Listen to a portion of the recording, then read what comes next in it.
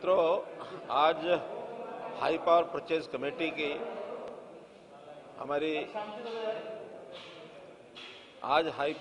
Committee की हमारी meeting हुई है और उस मीटिंग में 23 एजेंडाज थे।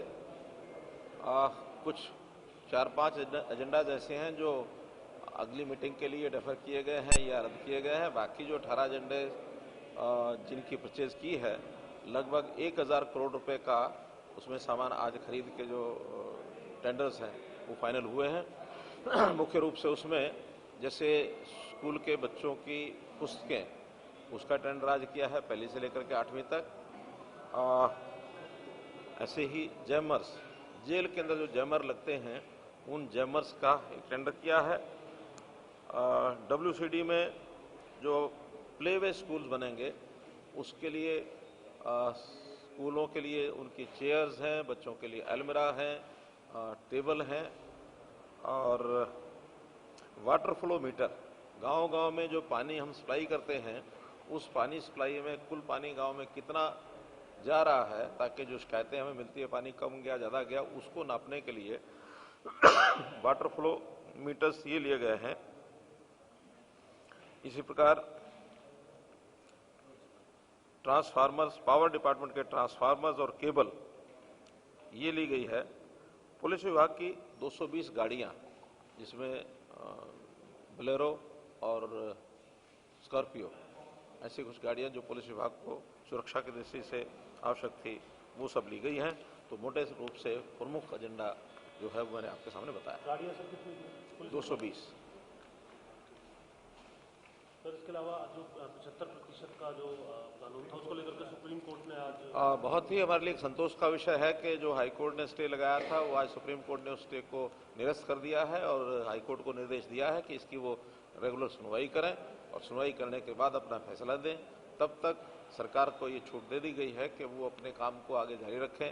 रजिस्ट्रेशन है इंडस्ट्री का, वो भी हम करेंगे और जो उसके लिए प्रोसेस तय करनी है वो सारी प्रोसेस तय करके और उद्योग में हमारा 75% का जो हम हरियाणा के युवाओं को नौकरी के लिए उनको कह सकते हैं वो रास्ता साफ हो गया। पंजाब की सियासत में एक बयान सर चरणजीत सिंह चन्नी का आया, यूपी बिहार के लोगों के लिए डेरोगेटरी वर्ड्स उन्होंने भैया शब्द का इस्तेमाल किया है। क्या कहेंगे सर? आज प्रधानमंत्री की ओर से भी जवाब दिया गया कि गुरु रविदास भी वहीं से आते हैं और तमाम चीजें, आपका क्या कहेंगे? देखिए, यही कांग्रेस की जो एक खोखली सोच है उसका ये द्योतक है।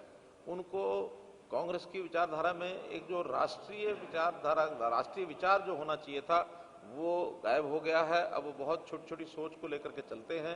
राष्ट्रीय स्तर के ऊपर जैसी सोच बननी चाहिए कि सारा देश एक है और देश में सब प्रदेशों के लोग, उनके प्रति हमारा सम्मान रहना चाहिए। और हैरानी की बात तो ये है कि जब चन्नी जी ये कह रहे हैं और उस समय प्रियंका गांधी वो इस पर खुशियां मना करके तालियां बजा रही हैं, जबकि प्रियंका गांधी को ये मालूम होना चाहिए कि उनका भी अपना एक संबंध उत्तर प्रदेश से है।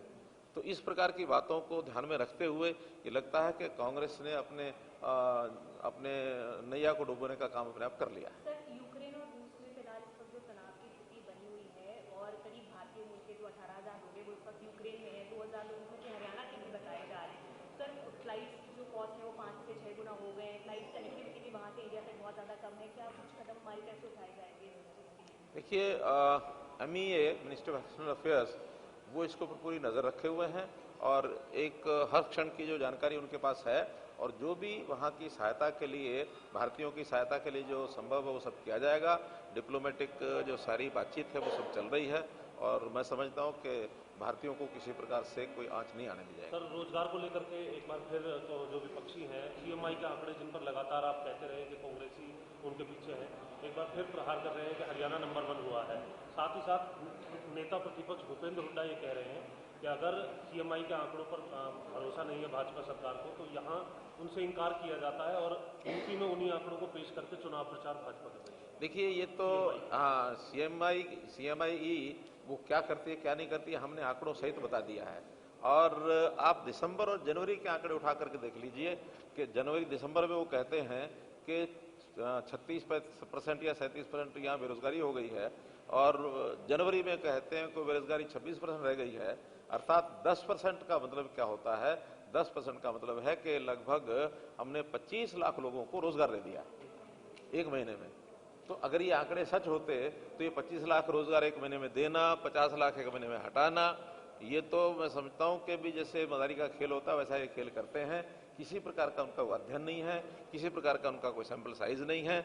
हमने एग्जैक्ट डाटा हमारे पास परिवार पहचान पत्र के नाते से हम अथॉरिटी से कह सकते हैं कि किस परिवार में कौन व्यक्ति बेरोजगार है, किस गांव में कितने लोग बेरोजगार हैं, और उन बेरोजगारों को रोजगार देने के लिए हमारी एक प्लान बन गई है। उस प्लान में हमने परिवार पहचान पत्र के माध्यम से, उसमें मुख्यमंत्री अंत्योदय परिवार उत्थान योजना के माध्यम से, उसने हमने कौशल रोजगार के माध्यम से, हमारा स्टाफ सिलेक्शन कमीशन है, HPSC है, इन सब के माध्यम से हम रोजगार लगातार दे रहे हैं और आगे भी इस क्रम को जारी रखेंगे।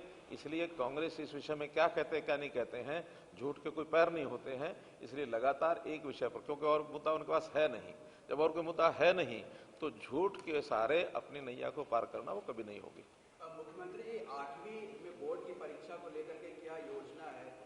कुछ संस्थाएं इसका विरोध भी कर रही है कि 2 साल 25 तारीख को हमने एक मीटिंग रखी है, उसमें निर्णय करेंगे। सर, आपने अपने प्रवास के कार्यक्रम तय किए हैं, मेवात आप जाके आए, आने वाले दिनों में भी आपके कार्यक्रम, किस तरीके के कार्यक्रम आने वाले जो आपके प्रवास के कार्यक्रम? देखिए, कोविड के दिनों में क्योंकि स्वाभाविक है प्रवास थोड़ा कम हुआ था और कुछ ये जो आंदोलन, किसान आंदोलन था उसके कारण भी, लेकिन अब बजट के तैयारी के नाते से सब जगह हम प्रवास कर रहे हैं और बजट के तुरंत सेशन के बाद प्रदेश में जैसा अभी तक का प्रवास की जो कमी है उसको पूरा कर